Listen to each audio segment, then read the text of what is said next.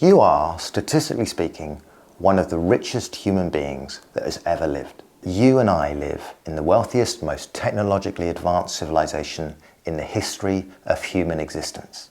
You have more access to food, more medicine, more entertainment, more connection, more comfort, and yet somehow the dominant emotional state of modern life is, something's off. I should probably check my email again, right? Yeah, let's just, okay. Oh. If you're anything like me, or most people, something still feels like it's not quite enough, right?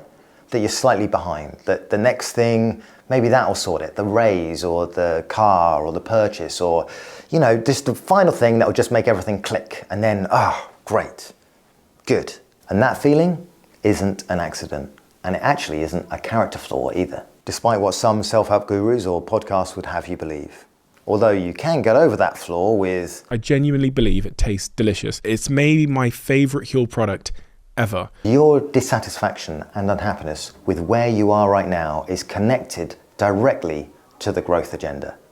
Because the whole story of the last 200 years or more is 100% the story of what growth made possible. And it's an extraordinary story. Growth was entirely the right answer. It was a necessary answer, not just to thriving, but survival. But what happens when the tool that built the modern world starts to show not just diminishing returns, but when it starts giving you actively the wrong returns? And the science, not the politics, the science, neuroscience and psychology actually tells us clearly and unambiguously what we need to do next. So I'm going to start about 200 or 300 years ago, because before we can understand what's broken, we need to understand what was built and why it was extraordinary. Because for most of human history, all of human history, life was genuinely, materially on the edge. Not just uncomfortable. Most people lived entirely day to day, month to month, certainly not as far as year to year. Famines were regular. Child mortality was catastrophic. The average human life expectancy for most of recorded history hovered somewhere between 30 and 40 years. And then roughly 200-300 years ago, something changed. The Industrial Revolution, followed by the explosion of capital, technology, trade, innovation, broke what economists call the Malthusian trap, which is a cycle of where any productivity gain got eaten by the population growth. Global life expectancy has more than doubled. Infant mortality fell off a cliff. And extreme poverty, defined on living less than $2 a day, has dropped from affecting the majority of humanity to under 10%. Literacy, calories, access to clean water, infant survival, every basic metric of human welfare went on a 200-year upward curve that is genuinely one of the most remarkable things that's ever happened on this planet. And growth did that. Capital did that. The restless human drive to build, invest, expand, and improve. That did that. Why did human beings turn out to be so good at growth? And the answer's in your brain, specifically in a neurotransmitter that you've probably heard of called dopamine. Dopamine often gets called the pleasure chemical, but that's not entirely accurate. It would be more accurate to call it the anticipation chemical, the wanting chemical. This monkey has been trained that when the little light comes on, if I press this lever 10 times, after a little bit of a delay, I'll get some food. It understands the task. So what do we have here? We have first a signal, the light coming on, saying it's one of those sessions. And what everyone initially thought was dopamine would go up after the reward. That's not when it goes up. It goes up when the signal comes on. What's this? This is the monkey there sitting and saying, I know this, I know the drill, I know this, I'm on top of this is gonna be great, I know what I do now, this is completely perfect, 100% I'm going for today. Dopamine is not about pleasure, it's about the anticipation of pleasure. It's about the pursuit of happiness rather than happiness itself. The neurotransmitter fires most powerfully, not when a reward is received, but in the gap between wanting and getting. Now instead shift to where you get the reward only 50% of the time. You do the work and only about half the time you get the reward. So what happens to dopamine levels there? This is what they do. They go through the roof Because what have you just done? You've introduced the word maybe into the equation. And maybe is addictive like nothing else out there. Because the light comes on and you're doing the, I know how this works, this is going to be great, but I screwed up last time because I didn't get the food, but this time I'm feeling good today, but I'm a total screw up, and I'm inadequate in junior high school, and it was terrible, and but maybe this time this is my lucky day, and just vacillating all over the place. What we see here is dopamine comes pouring out like mad. It's the uncertainty of the reward. Which is also something that B.F. Skinner showed, and you can see that in this video here. The brain is wired to find the chase more neurologically stimulating than the catch. Fact. Which is why gambling is so addictive, why social media notifications are compulsive, and why the next purchase rarely delivers what the wanting of it promised. Everybody thinks dopamine is about reward. It's actually about the anticipation of reward. Here's a demonstration of it. Our willing assistant, Safi, his head wagging will be the moment I'm coming towards him. He stops as soon as I get to him.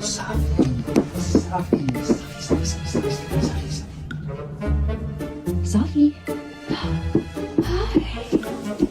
And it stopped. So, from a neurological standpoint, the last 200 years of capitalism is an extraordinarily well-engineered system for keeping you permanently in that gap, right? There's always a next thing, a better model, a higher salary, a bigger house, a newer version. The system is, in a very literal sense, a dopamine delivery mechanism at scale. And it works by making sure that the reward never fully lands. That brain, the restless, wanting, never quite satisfied brain, was not a design flaw in the context of genuine scarcity. It was entirely the right tool for that world where scarcity was everywhere. The people that were never quite satisfied with enough, who always wanted more, who always took risks, who pushed forward, those are the people that survived hard winters, found new territory, built new things. Evolution selected hard for that brain. And then that brain built the industrial economy. And the industrial economy learned to feed that brain. And for a long time, those two things together produced miracles. But what nobody's talking about now, and it frustrates me to no end, is that that dopamine circuit, the one that drove exploration, risk, ambition, investment, on, the dissatisfaction to try and find a way towards stability and survival, it doesn't know what to do in a world that has enough. It wasn't built for sufficiency. It has no off switch for abundance. Evolution never needed to program one. The wanting brain, placed in a world of plenty, just doesn't relax. Doesn't feel grateful. Because the way that the dopamine cycle works is your brain constantly escalates. It finds new things to chase, status, followers, network, the approval of strangers. It turns luxury into necessity and necessity into entitlement. And then it just keeps looking for the next horizon. I want it. Because what's happening? We're running scarcity software in a sufficiency world. Sounds like an 80s track, but not a good one. And the growth economy doesn't just allow want, it requires it. An economy that stops growing because people felt genuinely satisfied, it would collapse, wouldn't it? Like, your contentment is, structurally speaking, a problem for the system. Stop wanting? No. Does not compute. Keep wanting. Want. You need to want more. Want harder. Athletic Greens. That's why I use Alpha Brain. With one scoop every morning, a very, very delicious scoop. So let's look at the data. There's a remarkable body of evidence that maps precisely where growth stops converting into well-being, and it tells us why. So in the 1970s, economist Richard Easterlin discovered something that has become known as the Easterlin Paradox. He found that beyond certain income thresholds, additional wealth stops converting into additional life satisfaction. The solid line represents the actual course of income and of happiness over time. And as you can see, the peaks indicated by a little p and the troughs indicated by little t are synchronous in the short run. However, if we fit a trend line to income on the one hand and happiness on the other, you will see the trend in happiness does not concur with the trend in income. Not only that, but recent research by Angus Deaton found that the happiness income curve, it actually plateaus specifically around $75,000 to $100,000 in household income. And that's the point at which your basic needs, and then some, a bit more, are reliably met. But after that, you can keep doubling the number and doubling number, and actually the needle on life satisfaction barely twitches. Not only that, but a famous study by Daniel Kahneman and Angus Deaton in 2010 found that the happiness to income curve actually plateaus once people started earning over £75,000 to £100,000 a year. Now, in the interest of scientific accuracy, I do have to say that that study was contradicted 11 years later by the scientist Matthew Killingsworth. And this is why I love science, because Daniel Kahneman then got together with Matthew Killingsworth, and together they reviewed their methodologies, which then resulted in them authoring a joint paper in 2023, which concluded that there was way less correlation between happiness and incomes than you'd expect. So yeah, I love science. Which ties into something else you might have heard of, which is Abraham Maslow's hierarchy of needs, which gives us a useful, if I don't know, imperfect framework for understanding why. Maslow mapped human requirements in layers. He kind of said there are basic needs, those are first: food, water, shelter, warmth, and then safety, then belonging, and then connection, and then esteem. And then only then at the top, he added something called self-actualization, which is a fuller expression of human potential. And the growth economy has been extraordinary at delivering the lower rungs of that hierarchy. The problem is that it never updated its goal. It is kept optimizing for the bottom of the pyramid long after most people, especially in wealthy societies, had climbed it, because the profit motive requires you to keep wanting, not to feel that you've got enough. And that effect has been studied again and again and again.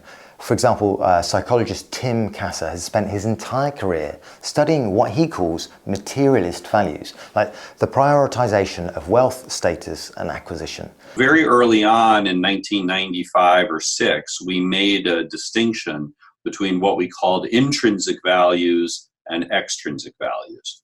So intrinsic values are values like your own personal growth, or having good relationships with family and friends, or contributing to the community. And we call those intrinsic values because, from our theoretical perspective, they are intrinsically satisfying to pursue. You're doing them because they matter in and of themselves, and because they meet intrinsic psychological needs that all people have from our theoretical perspective. So just like a plant needs a certain amount of water and sunlight, people have psychological needs too that have to be fulfilled for people to thrive.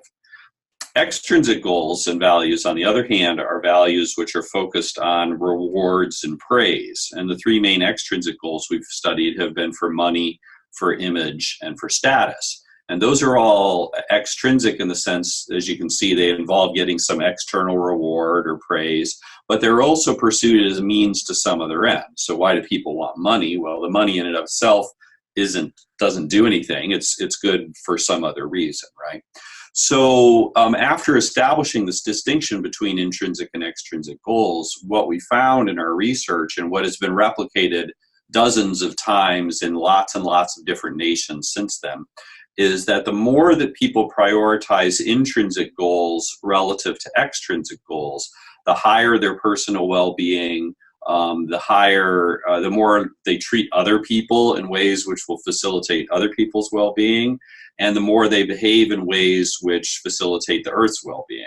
Yeah. On the other hand, when people focus on those extrinsic goals for money, image, and status, what the research shows is that they have lower personal well-being, they treat other people in more manipulative, less empathic ways, and they behave in ways which are more damaging to the environment. Those findings stand in contrast with a lot of psychological perspectives, which would suggest, no, whatever goal is fine. And clearly they stand in real opposition to the messages that consumer capitalism tells us 3,000 times a day through advertisements and other means. The very values that the growth economy promotes most aggressively are the ones most negatively correlated with actual feeling good about life.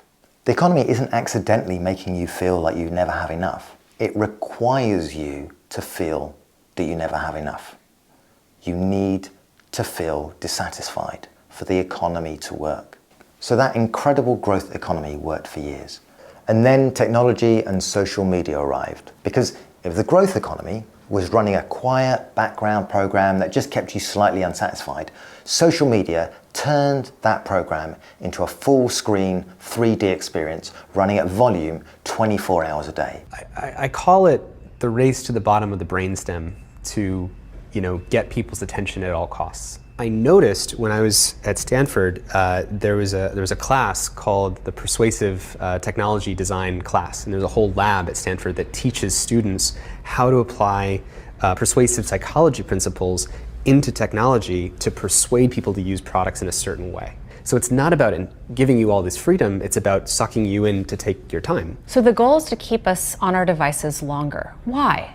For any company whose business model is advertising or engagement-based advertising, meaning they care about the amount of time someone spends on the product, they make more money the more time people spend. So the game becomes, how can I throw different persuasive techniques to get people to stay, to spend as long as possible, and to come back tomorrow? And the most effective way to capture attention turns out to be the same mechanism that the growth economy runs on, triggering the wanting circuit, the comparison circuit, the never quite enough circuit. Every scroll is an unpredictable reward. Every scroll is basically a slot machine. But instead of losing coins into a machine, you're losing your self-esteem into a CPU. Social media is basically a slot machine that occasionally gives you a compliment. Every single metric, likes, followers, views, is a status signal that can always be higher. Every feed is algorithmically optimized to show you people who have more, do more, look better, live bigger. We're turning to it more and more often. We check our phones about 150 times a day. Each of us have to tune in for our own experience. I mean, what does it feel like when we check our phones 150 times a day? Or what does it feel like if we've been scrolling and had our face down and not breathing very much when we're scrolling for, say, 20 minutes? I mean, how do we feel on the inside? How do you feel on the inside?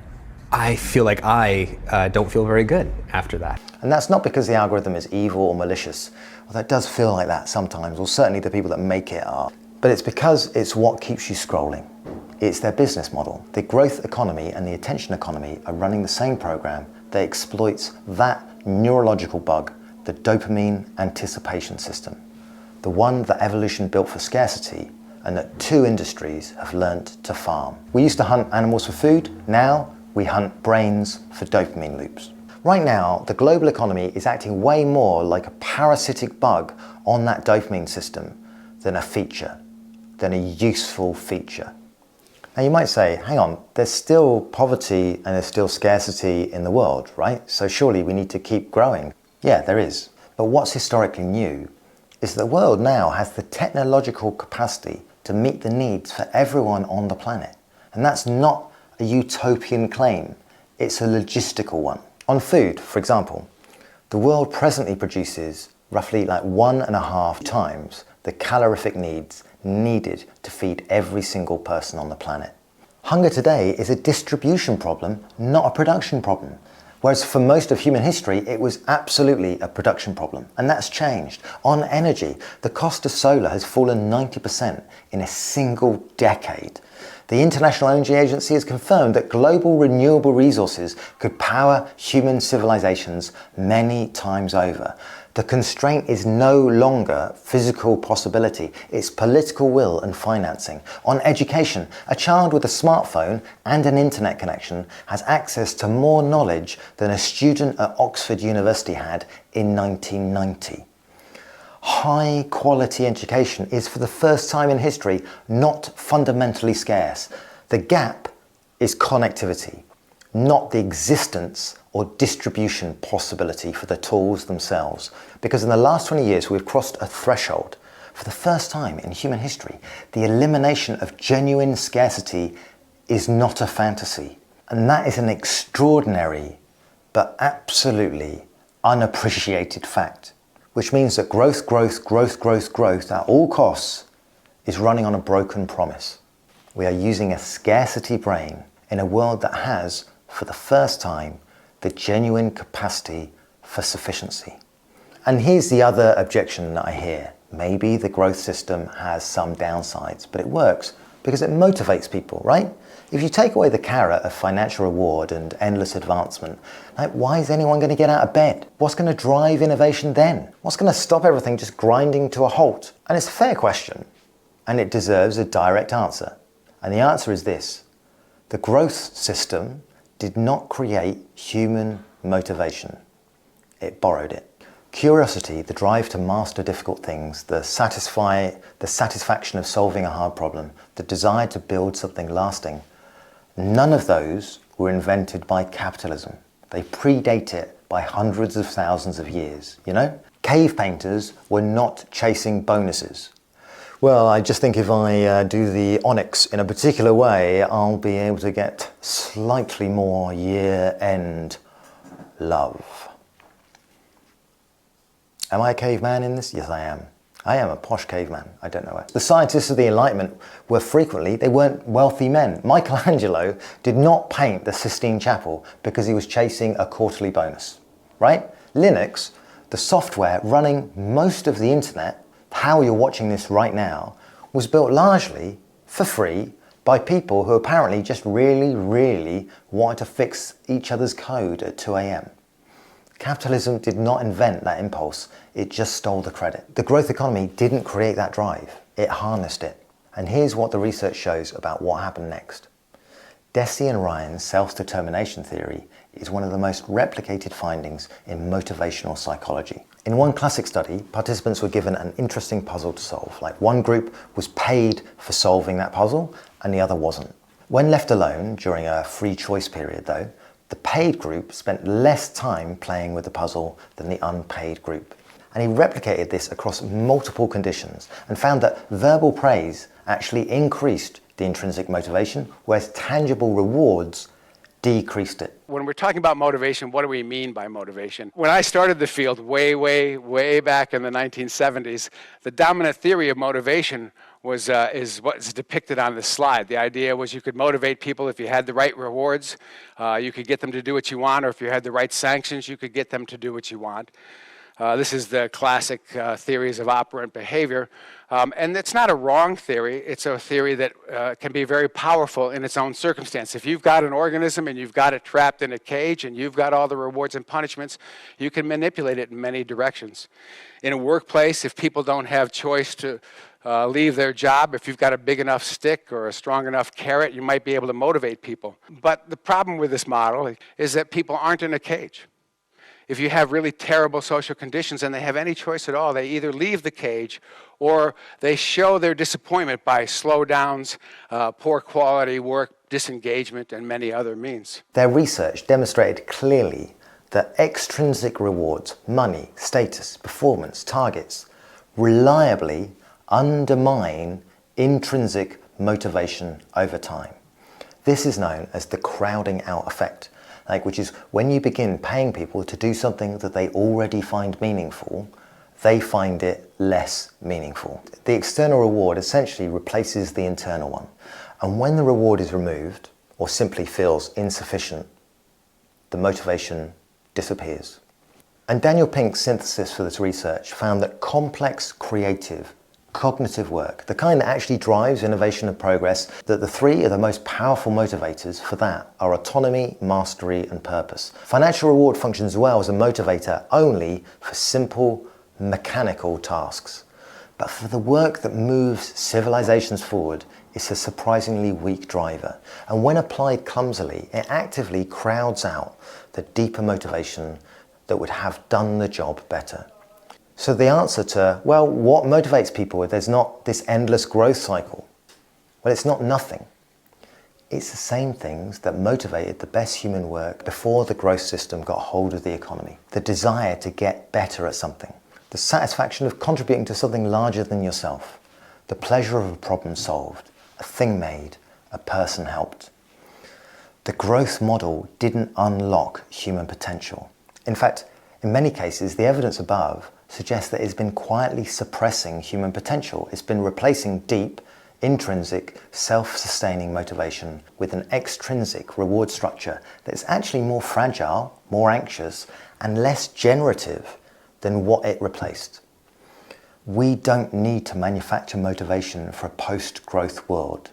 We need to stop drowning it out, because the constant need to be anxious to grow stops us accessing those real drivers to purpose and meaning. Growth, growth, and growth. And this is quite a good time for me to say, I do love making this channel. I really enjoy it, but it does cost money to make happen. And while I'm not all about the growth agenda, I would be pretty hypocritical if I was, given what I've just been saying. But if you're finding meaning in this video, please do consider supporting it in some way. I'm going to expand to as much as self-sufficiency or a non-loss model.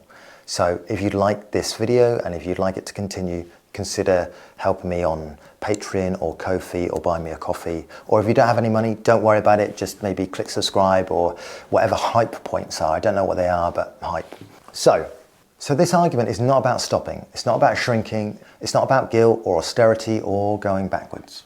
It's not about, I don't know, being a hippie. It's about an upgrade. We understand upgrades, right? Because the deeper human reward system, the one that produces durable well-being rather than a spike and a crash, runs on entirely different circuitry.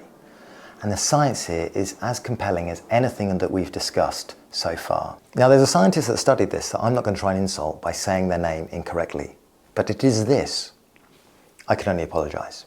And they spent decades studying what they call flow, which is a state of deep, effortless absorption in a meaningful and appropriately challenging task. Athletes, musicians, surgeons, programmers, artists all describe the same experience. Time disappears, self-consciousness drops away and actively becomes its own reward. There are these 7 conditions that seem to be there when a person is in flow. There's this focus that once it becomes intense, leads to a sense of ecstasy, a sense of clarity. You know exactly what you want to do from one moment to the other. You get immediate feedback. You know that what you need to do is possible to do, even though difficult. And sense of time disappears. You forget yourself. You feel part of something larger.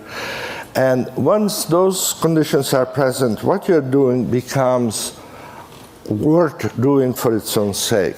And we can measure this very precisely. 2 things that we measure is the amount of challenge people experience at that moment and the amount of skills that they feel they have at that moment. So for each person, we can establish an average, which is the center of the diagram. That would be your mean level of challenge and skill, which will be different from that of anybody else. But you have a kind of a set point there, which would be in the middle. If we know what that set point is, we can predict fairly accurately when you will be in flow, and it will be when your challenges are higher than average and skills are higher than average. For everyone, that flow channel, that area there, will be when you are doing what you really like to do. Flow is not triggered by acquisition or reward. It's triggered by mastery, by the experience of growing into a difficult problem. The neurological profile of flow is distinct and totally different from the dopamine seeking of acquisition. It actually involves the quieting of the default mode network and the full system engagement that people consistently rate as their among their most meaningful and satisfying experiences. Mastery, contribution and challenge are the real drivers of human flourishing and practically useful and efficient growth, not accumulation. And there is a huge amount of peer-reviewed and detailed research on this, including Martin Seligman's incredible positive psychology and the PERMA model, which I might feature in future videos. The opportunity in front of us is not to switch off ambition. It is to direct it properly. The same drive that built the industrial world, curiosity, the desire to solve hard problems, the willingness to invest in a better future, can be pointed at the genuinely hard problems that we now face. Distribution, ecological restoration, mental health, community, meaning. These are harder problems than make more stuff. Humans are profoundly manipulable in this realm. And it turns out, so are other species, the exact same neurochemistry. So what winds up being unique about us? And what you see is, with humans, it's the time dimension. You get the signal, you do the work, you get the reward. And the question becomes, how much time, lag time, can there be between the work and the reward to still elicit the behavior, to still get the work coming out? And we have just entered uniquely human terrain there for the very simple reason that probably most of us recognize, which is somewhere along the way, almost all of us worked very hard in school to get good SAT scores, to get into a good college, to get GREs, to get into a good grad school, to get a good job, to get in the nursing home of our choice there, sort of thing. And what we see is this astonishing ability of humans to keep those dopamine levels up for decades and decades waiting for the reward. And in the most bizarre, unique realm of this in humans, sometimes we could maintain it with a belief system where the reward doesn't come in our lifetime. The reward comes after our death. The reward comes in our afterlife. The reward comes unto the next generations. And there's no monkey out there who's willing to lever press all the time because of what St. Peter's going to think somewhere down the line. So that is unique about us.